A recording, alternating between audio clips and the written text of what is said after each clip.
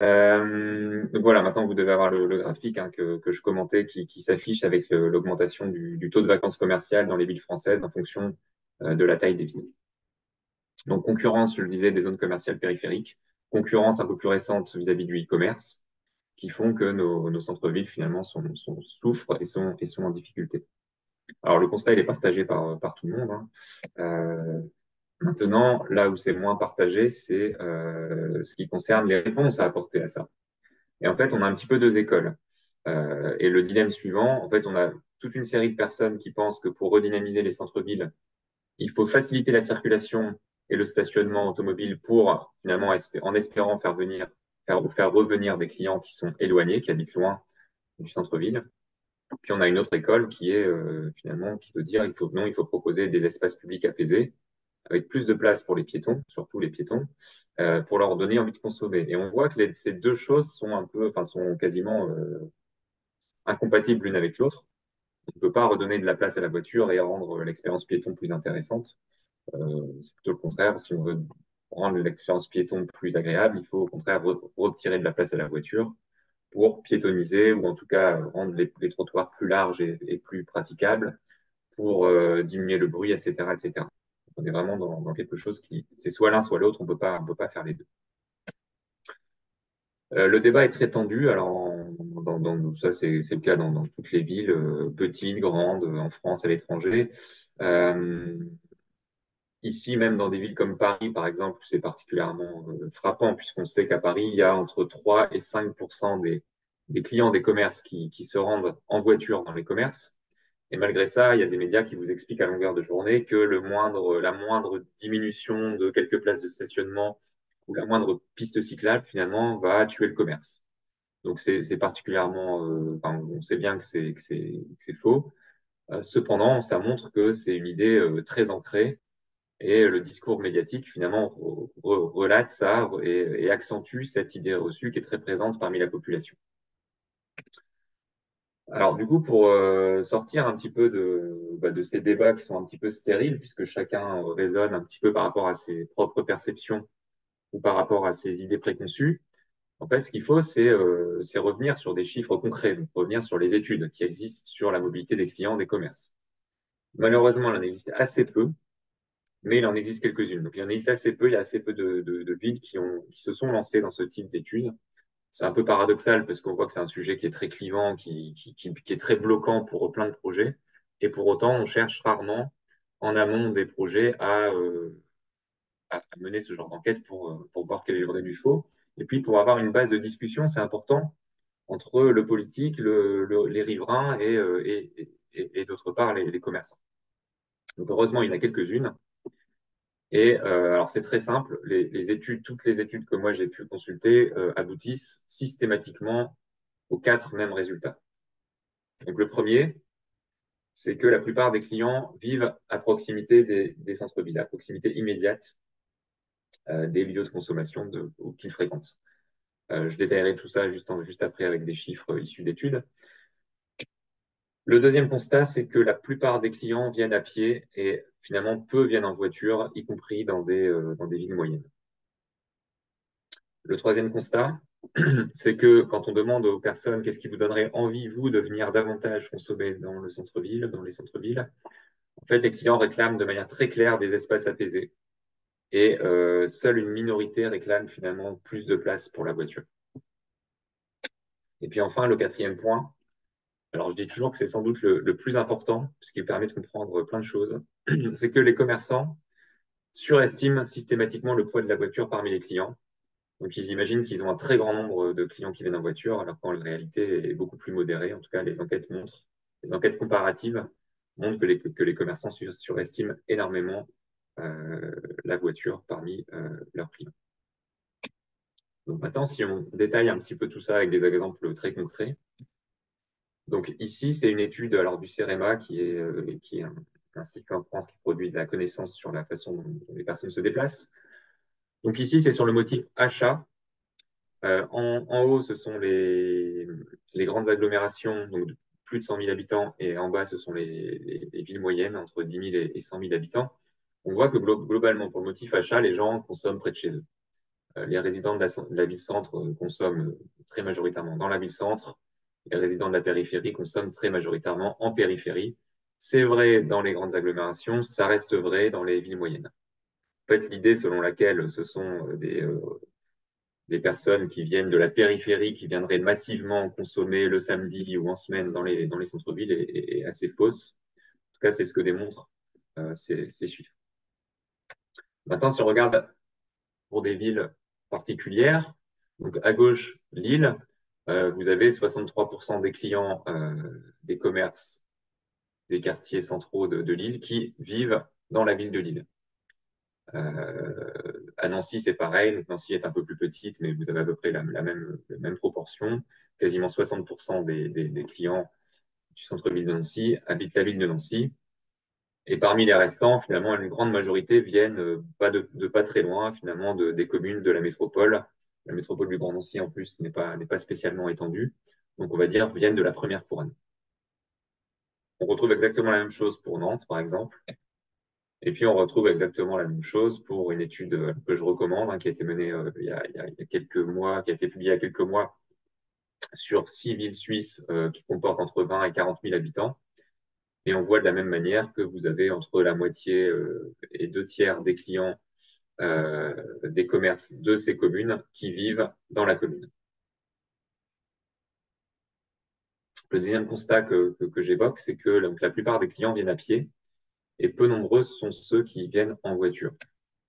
Donc ici, si on reprend les chiffres du CEREMA en moyenne dans les grandes agglomérations, on voit que, donc ce que j'ai entouré ici en rouge, dans les petits et moyens commerces, vous avez 64% des clients qui viennent à pied. Donc quasiment 2 tiers des clients viennent à pied. Vous en avez aussi 10% qui viennent en transport collectif. Et puis seulement un petit quart qui viennent en voiture. Donc c'est vrai dans les grandes villes. Ça reste à peu près vrai également dans les villes moyennes, donc ici entre 10 000 et 100 000 habitants. Donc c'est une catégorie qui est assez disparate. C'est parfois des villes qui sont assez petites, de 10 à 15 000 habitants. On voit finalement c'est que la moitié des clients qui viennent en voiture, l'autre moitié vient soit à pied, soit à vélo, soit en transport collectif. Donc le constat est évidemment moins net, mais le piéton reste très présent, y compris dans ce niveau de commune. Maintenant, si à nouveau on regarde des chiffres plus précis sur certaines villes en particulier, donc à gauche, dans la ville de Lille, vous avez donc seulement 21% des clients donc en bleu foncé des commerces, des quartiers commerçants qui viennent en voiture. Au contraire, vous en avez 42% qui viennent à pied, vous en avez 21% en transport collectif urbain, 7% qui viennent en train. Donc c'est à nouveau la marche qui est en tête devant les transports collectifs au sens large, et la voiture arrive en troisième position.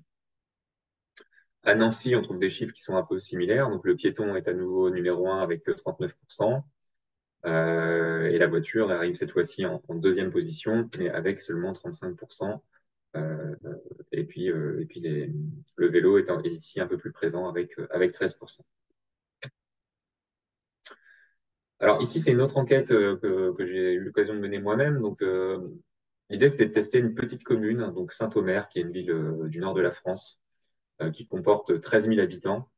L'idée, c'était de voir vraiment quels sont les résultats pour ce type de commune. Alors, on se rend compte que la majorité, cette fois-ci, des clients vient en voiture, mais entre guillemets, ça reste que 60% et la marche représente quasiment 40%. Donc, alors que la plupart des gens dans ces territoires ont une idée reçue très ancrée comme quoi tout le monde viendrait en voiture, bon, bah, certes, une majorité vient en voiture, mais vous en avez quand même 40% qui fait autrement. Donc, il ne faut pas non plus négliger ce public. À nouveau, une autre ville moyenne avec laquelle j'ai travaillé, donc Cahors, à peu près la même taille, un tout petit peu plus grosse, 19 000 habitants. Ben, cette fois-ci, la voiture et la marche sont à égalité, avec 44% chacun. Donc la voiture est moins de la moitié finalement des clients vient en voiture. Et donc, ce qui est assez frappant, c'est qu'en fait, c'est très, très lié à la population. Il y a une corrélation très nette qu'on voit ici entre la population de la ville concernée et la part modale de la voiture parmi les clients du centre-ville. On se rend compte également que dès lors qu'on passe au-dessus de 20 30 000 habitants, eh ben, la part de la voiture tombe en dessous de 50%. Et ensuite, alors à l'autre bout, on a Paris où on est à peu près à 5% des clients qui viennent en voiture. Et puis dans les villes, on va dire les grandes villes françaises que peuvent être Lille, Nantes, donc autour de 200, 300 000 habitants, on est à peine à 20-25% de la clientèle qui se déplace en voiture pour consommer. À nouveau, on retrouve le même type de chiffres dans d'autres pays. Donc ici, j'ai repris l'enquête suisse qui montre qu'en vert clair, vous avez à peu près, selon les villes, à peu près la moitié en moyenne des clients qui viennent à pied. Donc c'est encore globalement un peu plus qu'en France.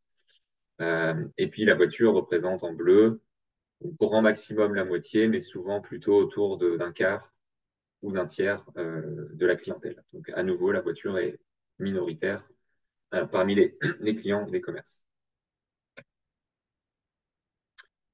Alors, au-delà de ces questions, on va dire objectives sur la façon dont les gens se déplacent, ce qui est intéressant, c'est qu'il y a certaines enquêtes qui ont demandé aux personnes des éléments plus qualitatifs sur ce qu'ils souhaiteraient par rapport à l'évolution de l'espace public et de l'aménagement de l'espace public. Donc ici, par exemple, à Lille, donc on demande tout un tas on pose tout un tas de modalités de réponse aux personnes.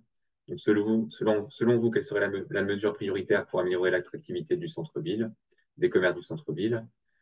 Et donc on propose plein de modalités de réponse différentes, certaines plutôt autour de la voiture, d'autres autour des transports collectifs ou de la marche, etc. Donc ce qu'on se rend compte ici, c'est que vous avez seulement 23% des personnes qui vous disent la mesure prioritaire, c'est de faciliter la circulation et le stationnement automobile en gris. 23%.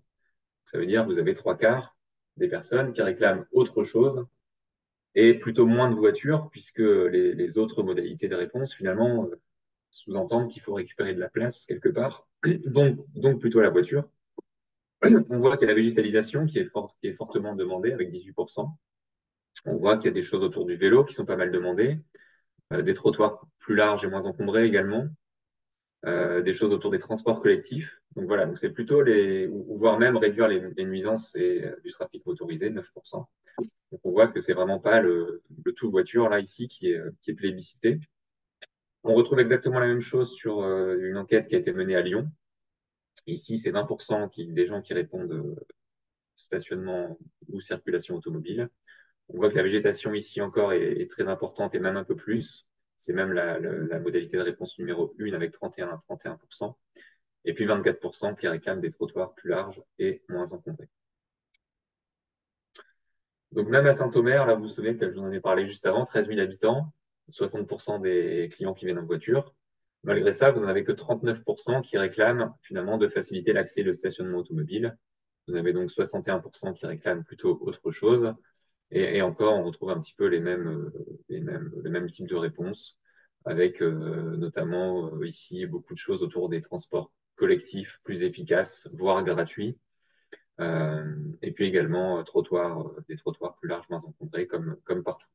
Donc même dans des villes finalement où les gens se déplacent en voiture, en fait, ils se rendent compte que c'est pas inéluctable et finalement ils pourraient se satisfaire.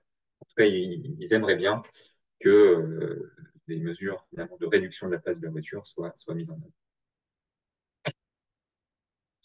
Et enfin ici Cahors, donc en bleu, on va dire, ce sont les réponses des commerçants et en mauve, ce sont les réponses des usagers. On voit qu'il y a un décalage important entre ce que réclament les commerçants et ce que réclament les clients. Les clients réclament majoritairement plus de rues et de places piétonnes.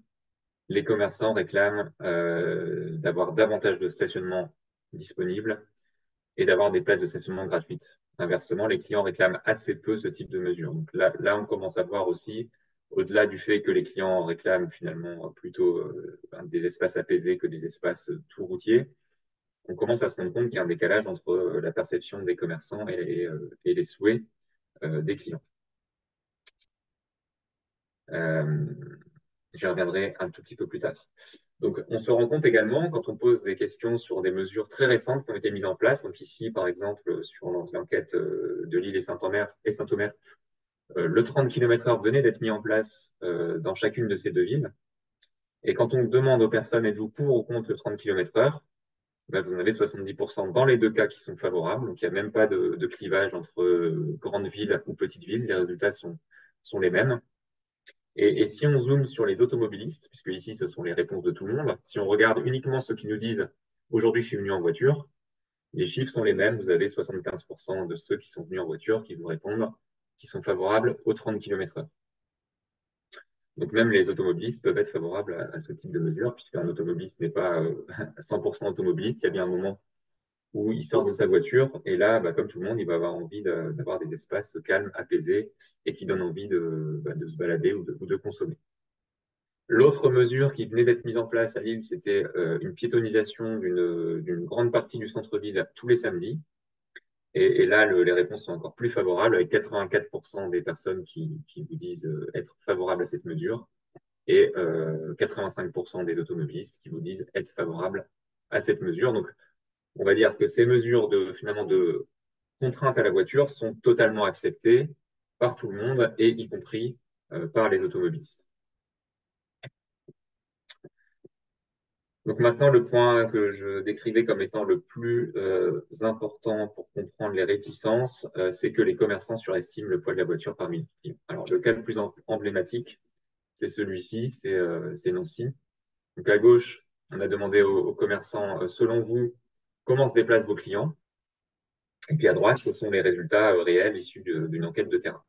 Donc les commerçants imaginent que 77% de leurs clients viennent en voiture. La réalité, c'est 35%. Les commerçants imaginent que 11% seulement de leurs clients viennent à pied. La réalité, c'est 39%.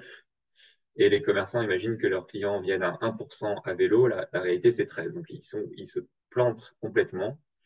Bon, du coup, ça permet de comprendre aussi, hein, s'ils imaginent que trois quarts de leurs clients viennent en voiture, bon, bah, c'est normal qu'ils s'opposent à la moindre suppression d'une place de stationnement. Euh, donc, ça permet de comprendre ces réticences, mais aussi de faire le constat que ces réticences sont basées sur des croyances qui sont complètement erronées et qui ne correspondent pas du tout à la réalité. Quand on voit notamment qu'ils pensent que seulement 12% au total viennent à pied ou à vélo, quand la réalité c'est plus de 50%, bah, évidemment, ils ne prennent pas la défense des piétons ni des cyclistes, puisqu'ils imaginent que ce ne sont pas leurs clients, alors que c'est le cas. Donc voilà, donc un décalage qui est quand même très important. On retrouve les mêmes choses à Bruxelles, par exemple ici dans un quartier de Bruxelles où les commerçants pensaient que 52,6% de leurs clients venaient en voiture, alors que la réalité c'est 11%. Ici à Berlin, on retrouve les mêmes résultats. Donc en orange, c'est ce que pense le commerçant, et en bleu foncé, c'est la réalité. Donc surestimation de 15 points de la part de la voiture. Donc voilà, ici en moyenne, le seul cas où j'ai trouvé que les commerçants estimaient bien la part de la voiture, c'est Rouen. Dans tous les autres cas, il y a une différence en moyenne donc de l'ordre de la vingtaine de points, donc qui est quand même assez importante. Alors ici, c'est un résultat, donc un zoom sur Berlin. Je vais prendre quelques secondes pour le commenter. Ça me semble vraiment être un résultat important. C'est que finalement, les commerçants surestiment le poids du mode de transport qu'eux-mêmes utilisent. Donc en ligne, ce sont donc d'abord les commerçants qui se déplacent en transport public, ensuite qui se déplacent en voiture, ensuite ceux qui se déplacent à vélo, et en quatrième, ceux qui se déplacent à pied. Eh bien, ceux qui se déplacent en transport public surestiment le poids des transports publics parmi leurs clients. Ceux qui se déplacent en voiture surestiment le poids de la voiture parmi leurs clients. Donc, ils imaginent très concrètement ici que 28,6% de leurs clients viennent en voiture. La réalité, c'est 5%. Et en moyenne, les commerçants pensent que c'est 21,6%. Donc, ceux qui se déplacent en voiture surestiment encore plus que les autres commerçants le poids de la voiture. Et puis de la même manière, les commerçants qui se déplacent à vélo surestiment le poids du vélo parmi leurs clients, et ceux qui se déplacent à pied surestiment la part de la marche parmi leurs clients. Donc, vous voyez une sorte de projection de son cas personnel. On a l'impression que tout le monde fait comme soi-même, et ce qui amène finalement les commerçants qui se déplacent beaucoup en voiture à surestimer le poids de la voiture. Donc, par rapport à ce décalage entre la perception des clients et des commerçants et la réalité du terrain, on peut se demander pourquoi un tel décalage et une telle perception. Alors, il y a plusieurs pistes possibles. Le premier, c'est que donc en France, quand on regarde comment se déplacent les différentes personnes en fonction de leur catégorie socio-professionnelle, eh ben, on se rend compte que la catégorie qui est mixée, artisan commerçant, est celle qui utilise le moins les transports alternatifs à la voiture. Ils se déplacent très peu à pied, ils se déplacent très peu en transport collectif, très peu à vélo. Donc, autrement dit, ils se déplacent énormément en voiture. Et donc, projetant, c'est très humain de faire ça, on projette son cas personnel sur les autres. Du coup, se déplaçant eux-mêmes enfin, beaucoup en voiture, ils ont l'impression que tout le monde fait pareil. La deuxième piste d'explication, c'est que les automobilistes sont globalement assez râleurs. Je pense que vous avez tous entendu dans un magasin ou dans un restaurant un automobiliste qui annonce, à peine il vient de pousser la porte, il dit une phrase du genre ah bah dis donc c'est difficile de se garer dans le quartier. Et ça, les commerçants vous le disent, ils entendent ça 5 fois par jour. Et donc à force de l'entendre, eh ben, finalement ils ont l'impression que c'est vrai. Alors qu'inversement, le piéton, lui, a une certaine modestie et il commence pas à râler parce qu'il a dû slalomer entre des poubelles pour accéder au magasin, ou le trottoir était encombré par un scooter ou une voiture mal stationnée ou je ne sais quoi. Le piéton, lui, se satisfait d'une certaine manière des conditions qui sont pas toujours très bonnes, loin de là. Alors que l'automobiliste a tendance voilà, à râler et à se plaindre. Et le commerçant qui entend ça à longueur de journée, il finit par se dire, enfin, ça lui donne l'impression que, un, tout le monde se déplace en voiture, et deux, que c'est un vrai problème et que c'est ça qui le pénalise. Et puis la troisième explication possible, c'est que les commerçants ont parfois tendance à être dans un rapport de force et donc à exagérer les difficultés auxquelles ils peuvent faire face. Alors ici, c'est un cas qui me semble assez emblématique. Donc, à Madrid, où ils ont mis en place tout un nouveau plan de circulation et des interdictions de circuler dans le centre. Euh, donc, les données réelles montrent qu'il y a eu une augmentation de chiffre d'affaires des commerçants de cette zone de 8,6% par rapport à l'année précédente. Donc, ça, ce sont les données réelles qui sont basées sur les données de transactions bancaires. Donc, c'est des données qui sont vérifiables, qui sont correctes. Dans le même temps, vous aviez l'association des commerçants de ce secteur qui annonçait avoir subi une baisse des ventes de 15%. Et il criait ça dans tous les médias qui ont repris l'information. Donc clairement, c'était un coup de bluff qui ne correspondait pas à la réalité. Mais donc ça contribue aussi à biaiser la vision qu'on peut avoir du sujet. Et en fait, il faut aussi comprendre que quand il y a des travaux, quand on fait un tram, quand on fait des gros travaux de piétonisation ou autre, très souvent, il y a des compensations financières qui sont proposées par la commune aux commerçants. Et donc, ils peuvent avoir tendance à exagérer finalement les difficultés ou la diminution du chiffre d'affaires, tout simplement pour récupérer des compensations financières ou des compensations non financières, voilà, en réclamant des mesures politiques de soutien à leur activité. Donc, ce sont voilà, les trois principales explications. Donc, maintenant qu'on a fait le constat que finalement très peu de clients des commerces viennent en voiture, que la plupart habitent à proximité, on pourrait quand même objecter cette question. Certes, ils sont minoritaires, mais si on s'en prive, si on se prive de 20% de clients, ça reste énorme et ça pourrait mettre en difficulté les commerces. Alors, la réponse à ça, déjà, c'est que premièrement, il faut sortir faut arrêter de dire il y a des automobilistes, il y a des piétons, il y a des cyclistes, il y a des utilisateurs de transport collectif. En fait, on est tous un petit peu tout ça à la fois. Il y a assez peu finalement de gens, d'automobilistes exclusifs qui ne se déplacent que en voiture. Donc, ici, par exemple, sur le cas lillois, on a demandé aux gens qui nous ont dit je suis venu en voiture, est-ce que ça vous arrive des fois de venir en centre-ville autrement qu'en voiture? Eh bien, vous n'avez que 13% qui ne vient que en voiture. 13% qui vous disent je ne viens jamais autrement qu'en voiture. Vous avez 87% qui vous disent oui, ça m'arrive de venir autrement. Parfois, je viens en transport collectif, 47%. Parfois, je viens à vélo, parfois, je viens à pied. Donc, Euh, vous avez 20% d'automobilistes. Parmi eux, vous en avez 13% qui viennent que en voiture. Ça veut dire que vous avez en gros entre 2,5 et 3% de l'ensemble des clients qui ne vient que en voiture. Donc même si on fermait totalement le centre-ville en voiture, à la voiture, ce qui est il me semble, le cas dans aucune ville, hein, même quand on piétonise, on n'interdit pas de venir en voiture, il faut simplement se stationner un tout petit peu plus loin. Donc, même si on avait une approche très radicale qui empêchait de venir en voiture complètement, vous n'auriez que 2,5 à 3% de clients en moins. À côté de ça, faut aussi voir que ce sont des vases communicants. Quand on fait moins de place à la voiture, il y a des gens aussi qui trouvent ça plus agréable et qui se mettent à revenir ou à venir plus souvent. Par exemple, j'évoquais tout à l'heure le cas de Lille qui a piétonnisé son centre-ville tous les samedis.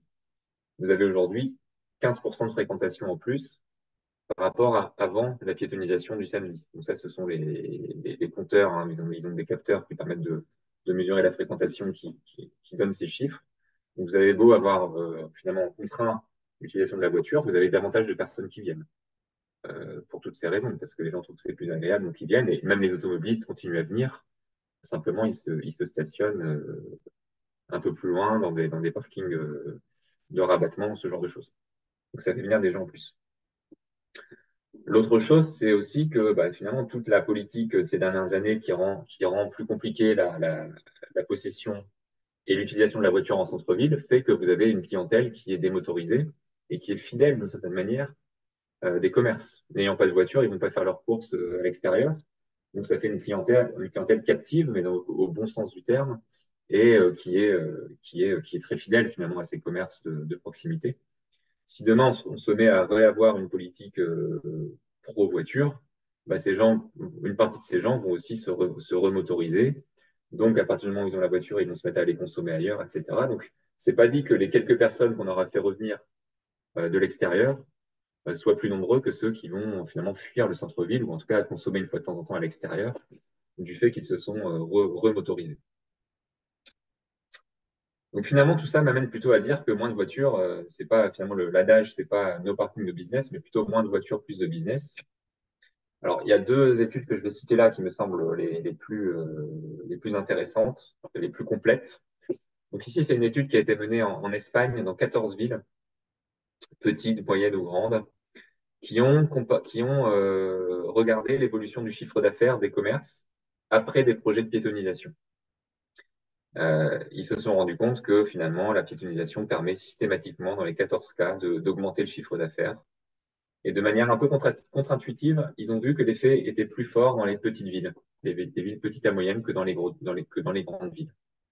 Donc, ils ont fait ça très bien avec un groupe contrôle. Et en fait, ce qui montre, c'est que là où on piétonise, finalement, l'augmentation du chiffre d'affaires est plus forte que la tendance générale, qui est le groupe contrôle ici. Donc, il peut y avoir une tendance générale au fait que les gens consomment plus que voilà, mais la piétonisation induit vraiment une suraugmentation du chiffre d'affaires et encore plus importante dans les petites villes. Donc, c'est une étude qui a été menée dans 14 villes espagnoles, donc avec des cas d'usage quand même assez complets et assez différents. Et pour ça, ils ont utilisé les données de transactions bancaires. Donc, quand vous payez en carte bleue, en carte bancaire dans un magasin, tout ça, en fait, c'est tracé et des chercheurs peuvent avoir accès à ce type de données. Et donc, c'est à partir de ça. Donc, ce sont des données qui ne sont pas déclaratives, qui sont objectives et très, très précises et voilà, qui peuvent pas être remises en cause.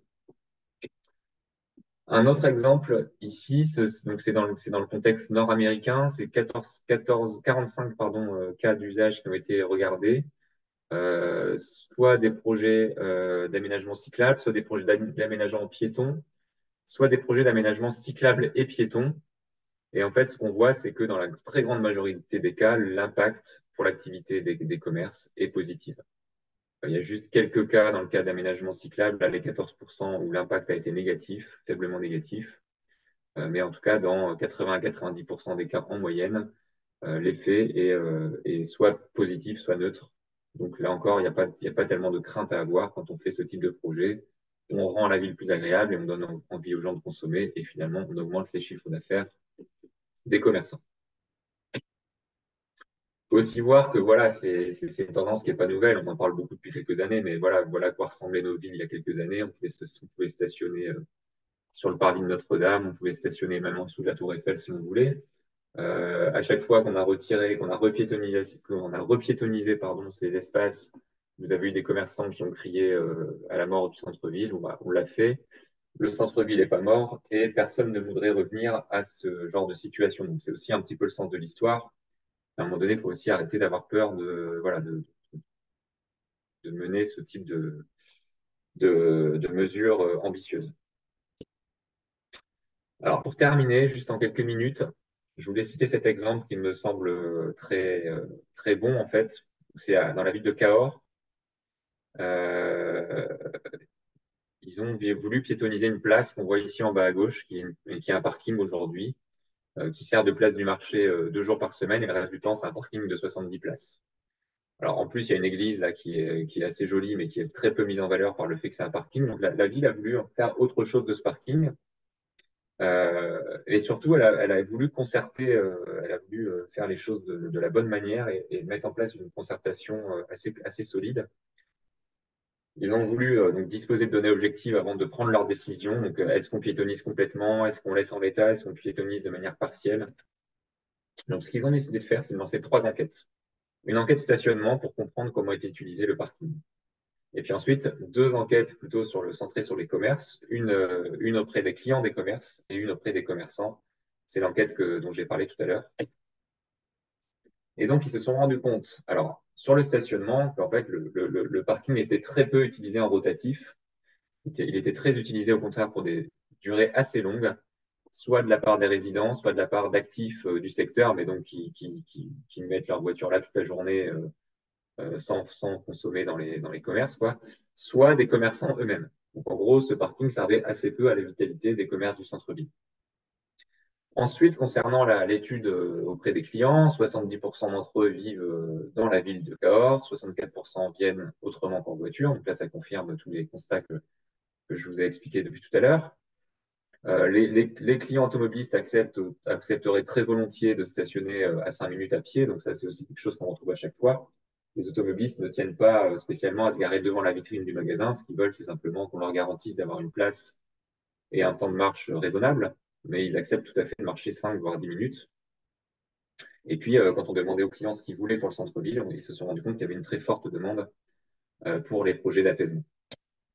Et finalement, fort de tout ça, la municipalité a décidé de retenir le scénario le plus ambitieux, à savoir la piétonisation totale de la place. Donc les travaux vont être menés cette année et l'année prochaine. Et comme ils ont mené ces études en amont, finalement, ça se passe bien. Ça s'est bien passé vis-à-vis des commerçants. Il n'y a pas eu de levée de bouclier. Les commerçants ont même appris plein de choses finalement sur leur clientèle, sur ce qui était possible de faire. Et finalement, les choses se passent très bien parce que la municipalité a anticipé, a lancé des enquêtes préalables, a fait de la concertation. Et donc, pour moi, c'est vraiment l'exemple à suivre et à reproduire dans toutes les villes, petites, moyennes ou grandes. Donc, j'en ai terminé. Donc, simplement pour rappeler un peu les grands points. Donc, les commerçants, je le disais, sont souvent les premiers opposants au projet de transformation de l'espace public. Pour autant, les enquêtes convergent vers les 4 points que j'évoquais. Donc, les clients vivent à proximité, ils viennent à pied, peu en voiture, et ils veulent des espaces apaisés. Les commerçants, eux, surestiment systématiquement le poids de la voiture parmi leurs clients. Un moyen de sortir de tout ça, finalement, c'est pas forcément de croire mes chiffres sur parole, mais ça peut être de refaire des enquêtes. C'est assez simple de faire ce genre d'enquête. Il y a des méthodologies qui existent. Moi, j'en propose une qui est totalement réutilisable. Mais en tout cas, c'est toujours mieux de faire ce type d'enquête en amont pour ne pas cliver et puis pour embarquer les commerçants avec nous dans les projets de réaménagement urbain. Et de toute façon, si vous ne le faites pas, si on ne le fait pas, il y aura toujours un moment où il y aura des levées de boucliers. Et après, le coup est parti, ça devient trop tard. Il y a beaucoup de collectivités, de communes qui finalement, voyant qu'il y a des débats, voyant qu'il y a des hostilités, décident de faire une enquête, mais l'enquête arrive trop tard. C'est-à-dire qu'elle est vue par les commerçants comme l'enquête de la mairie qui vise juste à justifier le projet et qui n'est pas une enquête objective. Donc, il faut vraiment faire l'enquête au bon moment et puis inclure les commerçants dans la méthodologie, sur la formulation des questions, par exemple, avoir leur mot à dire, sur où est-ce qu'on enquête, dans quelle rue très concrètement, à quel moment, est-ce qu'on fait que le week-end, est-ce qu'on fait aussi les jours en semaine, etc. Les commerçants ont aussi beaucoup à apporter là-dessus, sur la méthode. Et puis les inclure, ça permet d'avoir des résultats qui sont acceptés par tout le monde et voilà, qui sont pris en compte par tout le monde et qui ne sont pas combattus dans les médias par médias interposés, comme étant l'enquête de la mairie à laquelle les commerçants n'auraient pas été associés, etc., etc. En tout cas, tout ça, ça permet de pacifier les choses et puis de travailler de manière beaucoup plus constructive et beaucoup plus apaisée pour que les projets puissent réellement aboutir et ne pas être finalement pas revenir sur les projets ou ne pas revoir leur niveau d'ambition parce qu'il y aurait des levées de boucliers qui deviendraient trop importantes. Voilà, bah, je vous remercie et puis je suis disponible pour vos questions.